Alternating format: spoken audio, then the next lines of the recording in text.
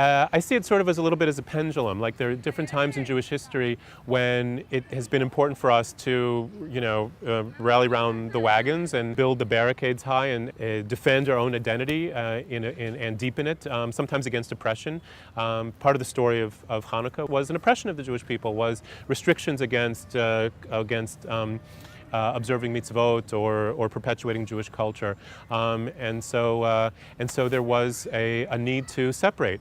The real historical side says that there was something deeper as well, that Jews themselves were assimilating because of the openness of Hellenic or Hellenistic culture, and so there was a give and take on that side as well, that some people felt the need to protect against. Obviously, we're dealing with some of those similar dynamics in our day, both the perpetuation of anti-Semitism, but also Western open societies and the dangers of assimilation. So we have to find our own balance point around that. But multiculturalism doesn't mean uniformity. It doesn't mean it's the opposite, because it's really about perpetuating your own culture, recognizing that you live in a world of many cultures. In thinking about how we can deepen our own identity while creating connections, right? While building bridges, not just building walls.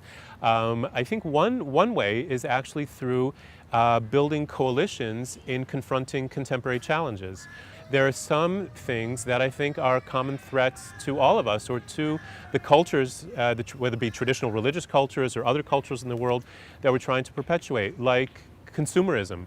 I think, right, the perpetuation of a kind of shallow or hollow materialism, I think, is a threat to all values-based cultures, whether they be religious, spiritual, or something else. And so to create alternatives, right, whether it be strengthening community as opposed to consumerism, to deepening other more spiritual or cultural sources of meaning as opposed to, again, material culture as being the source of our identity and our meaning.